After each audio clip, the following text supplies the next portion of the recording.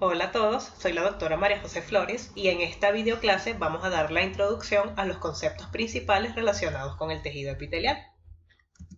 Antes de comenzar, tenemos que definir lo que es un tejido. Y un tejido no es más que un grupo de células que se encuentran organizadas para cumplir una función específica. También debemos conocer cuáles son los tejidos fundamentales. Estos son el tejido epitelial, el tejido conjuntivo, el tejido muscular y el tejido nervioso. Estos tejidos van a estar conformando cualquier órgano que se encuentre en nuestro cuerpo y entre ellos van a interactuar entre sí para brindar a este órgano las funciones que le corresponden. En esta clase nos vamos a enfocar en el tejido epitelial. Primero, la definición del tejido epitelial es que es un tejido avascular compuesto por múltiples células adyacentes entre sí y este tejido epitelial a su vez va a tener dos subtipos. Uno, que es el epitelio de revestimiento, que es el encargado de recubrir las superficies corporales internas, como el epitelio que conforma los órganos del tracto digestivo, y también las superficies externas, como es el caso de la piel. Y también tenemos al epitelio glandular, que es el encargado de producir secreciones y hormonas. Esto lo podemos encontrar en cualquier glándula, como por ejemplo el páncreas o la glándula tiroides. El epitelio va a tener unas características específicas que le brindan sus propiedades específicas.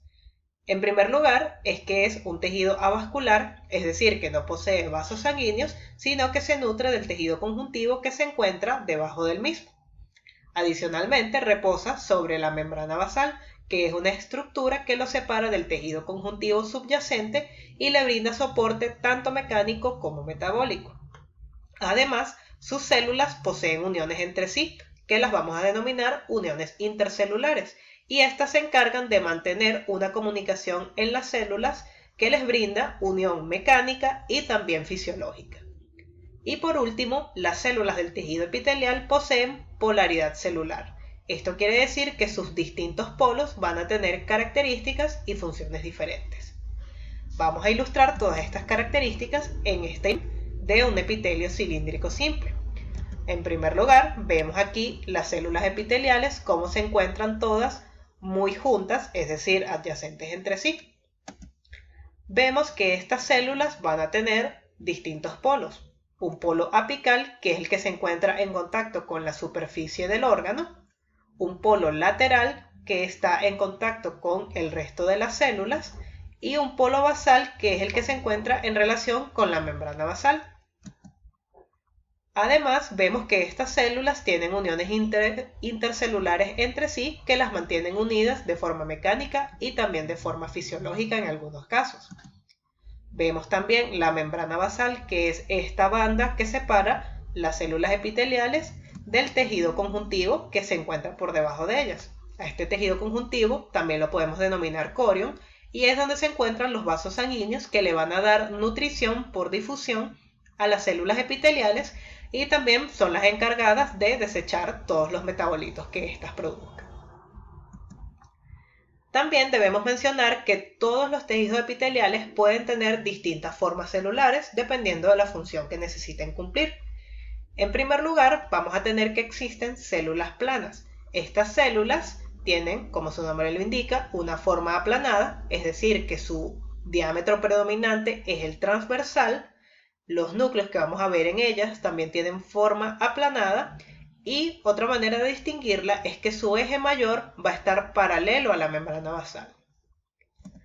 También tenemos células cilíndricas donde el diámetro predominante es el longitudinal.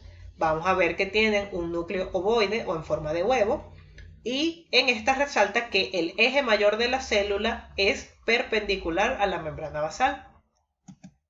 También tenemos células cúbicas en la cual los diámetros son iguales entre sí, van a tener un núcleo redondeado y este tipo de células podemos encontrarlas conformando epitelios simples o en el caso de los epitelios estratificados suelen encontrarse en los estratos basales, es decir, en los que están en directo contacto con la membrana basal.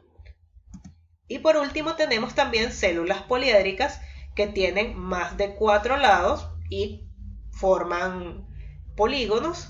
Estas también las vamos a evidenciar con un núcleo redondo y en el caso de los epitelios estratificados suelen conformar los estratos intermedios del mismo. Ya para terminar, las funciones del epitelio son diversas dependiendo del órgano en el que se encuentren, pero en general cumplen estas características o pueden cumplir estas funciones. Pueden brindar protección mecánica al órgano, pueden también absorber moléculas, como es el caso del epitelio intestinal, transporte de materiales, como en el caso del epitelio respiratorio.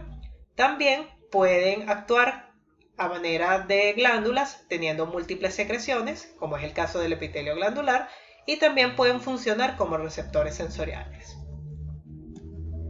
Como puntos a recordar en esta clase introductoria, debemos siempre tener en cuenta que el epitelio es un tejido avascular compuesto por múltiples células. Recuerden que este es un tejido que no posee vasos sanguíneos propios. Este es un tejido además que reposa sobre la membrana basal. Sus células son polares, es decir, que tienen un polo apical, lateral y basal que van a tener distintas funciones, como veremos más adelante, y sus células pueden tener distintas morfologías. Muchas gracias por su atención.